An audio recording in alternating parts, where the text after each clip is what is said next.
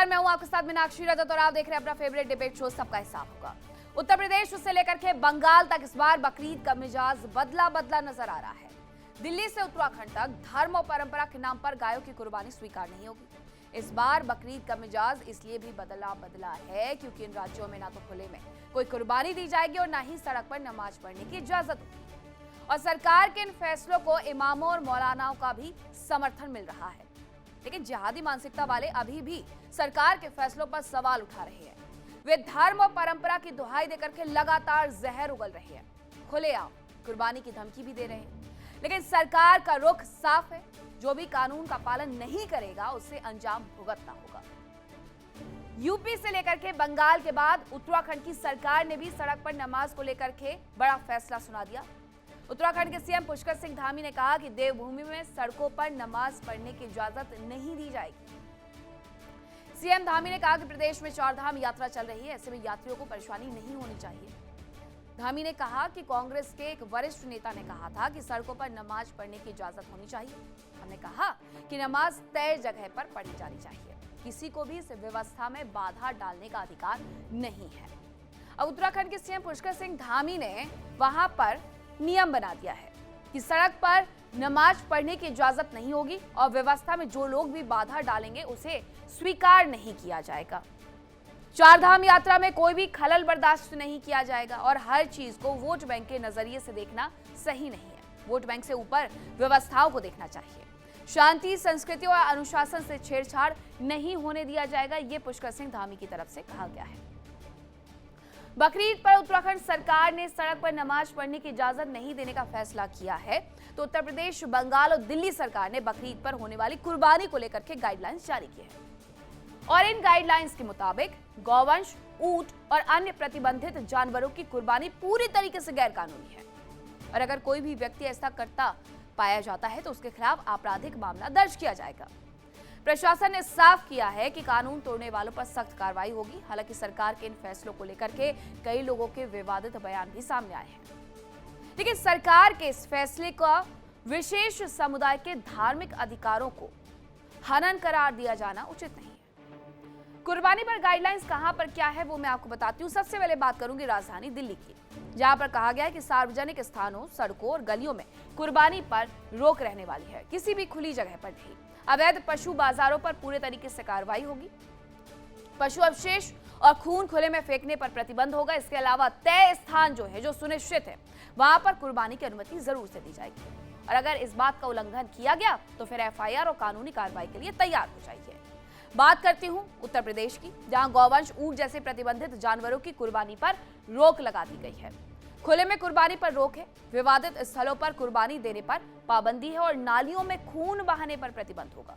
कुर्बानी के बाद पशुओं के अवशेष फेंकने पर भी रोक होगी। सोशल मीडिया मॉनिटरिंग होगी और संवेदनशील जिलों में पुलिस फ्लैग मार्च भी कर रही है। धार्मिक स्थलों और बाजारों की निगरानी की जाएगी। प्रतिबंधित पशुओं की कुर्बानी पर सख्त कार्रवाई के आदेश हैं। पश्चिम बंगाल में क्या हो रहा है? सार्वजनिक जगहों पर कुर्बानी रोकने की बात कही गई है। सिर्फ जो अधिकृत स्लॉटर हाउस है वहीं पर पशु वध की अनुमति होगी और जिसने नियम तोड़ा उस पर सख्त कार्रवाई होगी और कानून और संस्कृति का इसे मुद्दा करार पश्चिम बंगाल सरकार की तरफ से दिया गया है। अब उत्तराखंड के मुख्यमंत्री पुष्कर सिंह धामी की तरफ से क्या कुछ कहा गया है, क्या नियम कायदे बताए जा रहे हैं, वो जरा आप देखिए। अभी मैं देख रहा था कि कांग्रेस के एक बड़े नेता कह रहे थे कि सड़कों पर नमाज पढ़ने देना चाहिए। हमने कहा कि नमाज पढ़ने का जो स्थान है, नमाज वहीं पर होनी चाहिए। ये व्यवस्था है, इस व्यवस्था को बिगाड़ने का किसी को कोई भी अधिकार नहीं है। जो भारत की व्यवस्था कहती है, जो हमारी विधि व्यवस्था कहती है, हमारा प्रशासन कहता है और चारधाम यात्रा चलती है, उस समय चारों तरफ शांत वातावरण है। चारधाम यात्रा कोई एक तरफ से नहीं चलती है।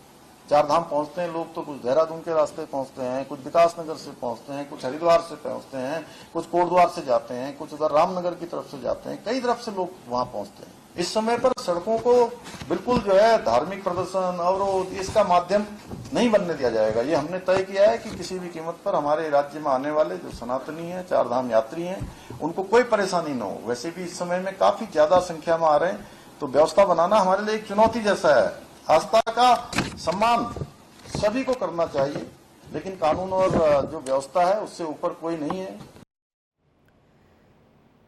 बकरीद पर परंपरा के नाम पर जिस तरह से पशुओं का संहार किया जाता है वो कितना जायज है? क्या कुर्बानी की परंपरा का उद्देश्य सिर्फ जानवरों की जान लेना है? इस्लाम धर्म से जुड़े कई ऐतिहासिक तथ्य इस बात की बड़ी ही मजबूती से तस्दीक करते हैं कि बकरीद पर कुर्बानी का मकसद अपने भीतर छिपे अहंकार, लालच और अन्य गंदी आदतों को कुर्बान करना है। इसके साथ ही जरूरतमंदों को मदद करना है, यानी ये पर्व मानवता और भाईचारा का संदेश देता है। लेकिन जिस तरह से बकरीद पर जानवरों का कत्लेआम होता है उसने इस पर्व की पवित्रता पर सवाल खड़े कर दिए हैं। आखिर बकरीद क्यों मनाई जाती है और इस पर्व पर कुर्बानी का क्या उद्देश्य है, इससे जुड़ा हुआ एक बड़ा ही रोचक किस्सा है, वो मैं आपको बताती हूँ। मतलब साफ है कि बकरीद पर कुर्बानी का उद्देश्य जानवरों की जान लेना तो कतई नहीं। और अगर आपको कुर्बानी का इतना ही शौक है तो पैगंबर हजरत इब्राहिम की तरह अपनी सबसे प्रिय चीज की कुर्बानी कीजिए। परंपरा के नाम पर जानवरों के खून से सड़क लाल कर देना नियमों की धज्जियां उड़ाना है, और पैगंबर साहब ने यही किया था, जो लोग उस संदेश को कभी समझ ही नहीं पाए। नियमों की धज्जियां उड़ा करके, अराजक होकर के सड़कों पर नमाज के लिए अड़ जाना यह धर्म नहीं कहता। दूसरों के लिए परेशानियां उत्पन्न करना यह धर्म नहीं कहता। कम से कम बकरीद का यह संदेश तो कतई नहीं है। अब इस पर करेंगे चर्चा की शुरुआत, लेकिन उसके पहले एक रिपोर्ट देखिए।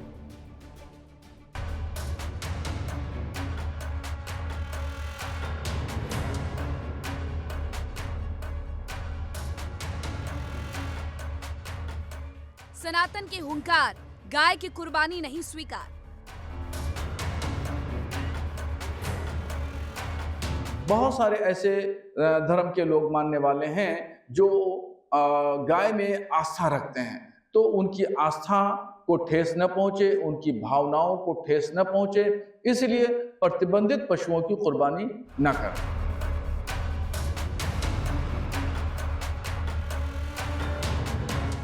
परंपरा के नाम पर संहार नहीं चलेगा इस बार।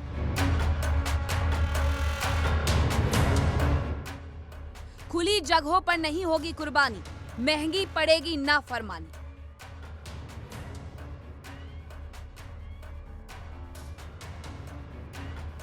कुर्बानी का जानवर ओपन जगह पर न रखें और न उसकी ओपन जगह पर कुर्बानी करें। कुर्बानी करते वक्त जो है वो जगह जो है वो ढक लें या अपने घर में करें। नहीं होगी सड़क पर नमाज, बदलेगा बकरीद का मिजाज। नमाज पढ़ने का जो स्थान है, नमाज वहीं पर होनी चाहिए। ये व्यवस्था है, इस व्यवस्था को बिगाड़ने का किसी को कोई भी अधिकार नहीं है। यूपी, उत्तराखंड, दिल्ली, बंगाल, नाकाम होगी जिहादियों की चाल। और चर्चा की शुरुआत करें उसके पहले सवाल बड़ा है। सवाल ये कि सनातन के हुंकार और सरकार के एक्शन से इस बार बकरीद का मिजाज बदलेगा। इसी पर करेंगे चर्चा की शुरुआत। कौन कौन से नेता मेरे साथ जुड़ रहे हैं आपका परिचय करवाती हूँ। मेरे साथ जुड़ रहे हैं कैप्टन आई सिंह, नेता बीजेपी, अजय वर्मा, नेता कांग्रेस, डॉक्टर एच.एस. रावत, हिंदू धर्मगुरु, मौलाना साजिद रशीदी, अध्यक्ष AIIA, और शेखर कुमार, राजनीतिक विश्लेषक हैं। सबसे पहले मौलाना, मैं आप ही से सवाल लेना चाहूंगी कि खुले में नमाज और बकरीद पर गौ हत्या ना हो, इस बात को लेकर के जो नियम, कायदे, कानून बनाए जा रहे हैं उसे लेकर के आपका क्या रुख है? देखिए, ना तो कोई गाय की कुर्बानी कर रहा है, ना कोई खुले में कुर्बानी कर रहा है। कोरोना काल से लेकर अब तक तो किसी ने नहीं की है। पहले होता होगा, अब नहीं होता। लेकिन मैं एक चीज पूछना चाहता हूं आपसे। इंट्रो में आपने एक चीज बताई कि मोहम्मद साहब ने कुर्बानी नहीं की और उन्होंने कहा है कि नफरत को अपने दिल से निकालो, हसद को निकालो। ये कहां से लाए हो आप? अपनी सबसे फेवरेट चीज की कुर्बानी की। आपने पूरा नहीं देखा शायद। नहीं, फेवरेट चीज का मतलब क्या है? फेवरेट चीज का मतलब ये है, हाँ। सुन लीजिए, बात को सुन लीजिए। किसी भी बोलिए। चीज को पहले उसका अध्ययन करना जरूरी है। फेक खबर चलाना, गलत किसी आस्था के खिलाफ चलाना अच्छी बात नहीं है। सबसे फेवरेट चीज का मतलब जो दान करने की बात है वो ज़कात में, सदक़े में, खैरात में है, कुर्बानी में नहीं है। कुर्बानी का मतलब तो ये है जो हजरत इब्राहिम अलैहिस्सलाम की याद में जानवर की कुर्बानी दी जाती है, वो हमारे यहाँ हमारी आस्था है। ये अलग बात है कि उसमें गाय जो है अनिवार्य नहीं है, ऑप्शनल है गाय। लेकिन मोहम्मद साहब ने यह भी कहा है कि भाई इसके गोश्त में जो है बीमारी है और इसके दूध में शिफा है, तो इसीलिए हमने गाय को मना कर दिया। तमाम देश के मुसलमानों ने, बड़ी ऑर्गेनाइजेशन ने, सबने ऐलान करके बोल दिया कि कोई मुसलमान गाय नहीं काटेगा। ठीक। ना पहले काटता था ना अब काटेगा। बंगाल वगैरह में कटती थी, बंगाल वालों ने भी मना कर दिया सबने। तो सबसे बड़ी बात यह है कि गाय के नाम पर अब जिस तरह के अल्फाज आप इस्तेमाल कर रही हो कि जिहादियों और फला फला, ये अल्फाज टीवी वालों को शोभा नहीं देते मैडम। अच्छा, ये जो हुमायूं कबीर ने कुर्बानी बयान दिया करे था, तो भी जो जिहादी हुमायूं होगे। कबीर ने बयान दिया था, वो उन्हें शोभा दे रहा था कि गाय की नहीं, कुर्बानी मुसलमान- होकर के रहेगी? सुनो मेरी बात, सुनाइए। मुसलमान कुर्बानी करे तो जिहादी कैसे हो गया भाई? हाँ मेरी आस्था है। हाँ। कुर्बानी के नाम पर किसी मुसलमान को जिहादी कह देना, ये आप कहां से लाते हो ऐसे अल्फाज भाई? जो कौन भड़काए देता है उसको आपको क्या इतना? कहें आप मुझे ये बताइए। गाय की कुर्बानी होकर के रहेगी, कोई माई का लाल नहीं है जो मुझे रोक सकता है। 1400 साल से जो परंपरा चली आ रही है वो इस बार होकर के रहेगा, कोई हमें रोक नहीं सकता है। कोई आग से खिलवाड़ ना करे। अब मुझे ये बताइए कि उस व्यक्ति को क्या कहा जाए? सुनिए, उसने गलत बयान दिया, हम कहते हैं उसको गिरफ्तार करो, लेकिन जिहादी कहना कितना सही है उसको? जो आदमी इस्लाम के उसूलों को नहीं मानता उसको जिहादी कैसे कह देंगे आप? ये लफ्ज लाते कहां से हो आप लोग? मैं यही पूछना चाहता हूँ, ये कहां से लाते हो? मैंने आपको बता आपको दिया। मुसलमानों की आस्था का अंदाजा नहीं है, या हर वक्त आपको डिबेट में मुसलमानों की आस्था पर प्रहार करना है, मुसलमानों को नीचा दिखाना है? अब आप मुझे ये बताइए। ये सब नहीं होना चाहिए। सुनिए सुनिए मौलाना, उसको बहस के तौर पर मत लीजिएगा, काउंटर सवाल है। अगर आप मुझसे सवाल पूछ रहे हैं तो मैं आपसे भी सवाल पूछने की हकदार हूँ। आप मुझे ये बताइएगा। पहले आप सुनिए सर, सुनिए, अब सुनने की भी आदत डालिए। हमेशा किसी पर लांछन लगाना ही हर वक्त सही नहीं होता है। अब मुझे जरा ये बताइए, उत्तर प्रदेश हो, पश्चिम बंगाल हो, दिल्ली हो या फिर उत्तराखंड हो, यहाँ पर सरकार को नियम हर साल क्यों बनाने पड़ते हैं? दिल्ली में इस बार क्यों कहना पड़ा कि गाय की कुर्बानी नहीं होगी? बकरीद पर किसी भी अन्य जगह पर, खुले जगह पर कुर्बानी नहीं होगी। यही बात उत्तराखंड सरकार को क्यों कहनी पड़ी? यही बात उत्तर प्रदेश सरकार को, यही बात पश्चिम बंगाल सरकार को, ये बार बार रिवीजन क्यों करवाते हैं? ये सियासत है और क्या है? इसके अलावा सियासत है? कौन कर रहा है मुसलमान गाय की कुर्बानी?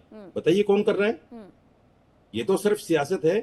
लेकिन एक बात और सुन लीजिए आप, अगर ये जिहादी लफ्ज नहीं हटाओगे आप, मैं आइंदा कभी आपके चैनल पे नहीं बैठूंगा, ये सुन लीजिएगा। मुझे नहीं याद कि मैंने अपने पूरे इंट्रो में किसी भी को जगह जिहादी शब्द का इस्तेमाल किया है। नहीं, मुसलमानों को जलील करते हो बिठा के। मुसलमानों को जलील करते हो बिठा के। हर आदमी को जिहादी कह देना। पता है आपको जिहाद क्या चीज है? जिहाद एक पाक शब्द है। मुझे डिफेंस में जो चीज करी जाए उसको जिहाद कहते हैं। अपने अंदर से बुराई निकालना, इसको भी जिहाद कहते हैं। आप जिहाद को इतना गंदा कर दिया आप लोगों ने। अपनी टीआरपी के लिए कुछ भी बोलोगे आप। मुसलमान की आस्था कोई तो आस्था अपनी नहीं। टीआरपी के लिए नेता भी तो कुछ भी बोल रहे हैं, आप क्यों नहीं उन्हें रोकते हैं? आपने हुमायूं कबीर को लेकर के कहां पर अपनी आपत्ति दर्ज करवाई? आपने बताया कि हुमायूं कबीर के इस बयान से आपको परहेज है। नहीं, मैं क्यों रोकूं? मैं सरकार हूं। अच्छा, आप धार्मिक नेता हैं और आप नेता को ये नहीं समझा सकते, आप अपने समाज को ये नहीं समझा सकते मौलाना कि उन्हें क्या कहना है और क्या नहीं कहना है, किस तरीके से हिंदुओं की भावनाओं को ठेस नहीं पहुंचानी है। आप उन्हें ये नहीं समझा सकते हैं। आप मुझे समझा सकते हैं मुझे क्या लिखना है, क्या बोलना है। आपको ना समझो, अगर उनको नहीं समझा सकता आपको भी ना तो समझाइए। उन्हीं की वजह से ये इतने ऐसे शब्द आते हैं जिनका इस्तेमाल करने से 100 बार पहले सोचना पड़ता है। अरे उनको सरकार समझाएगी ना, पकड़े, गिरफ्तार करें, उनको जेल में डालें। क्यों नहीं डालते? ठीक है, मुझे मेरा चैनल समझा देगा फिर। मुझे फिर मेरा चैनल समझा देगा। जो उन्हें चलाना था वो उन्होंने लिख दिया। Doctor HS. रावत जी, ये बार बार नियम कायदे कानून क्यों बनते हैं? दूसरी तरफ ये कहा जा रहा है कि उत्तराखंड में 4 धाम यात्रा चल रही है, इसलिए 4 धाम यात्रा के दौरान खुले में नमाज नहीं होनी चाहिए। अगर आपको एक जगह नियम कायदे रखने हैं तो दूसरी जगह की भावनाओं का भी तो ख्याल रखना होगा।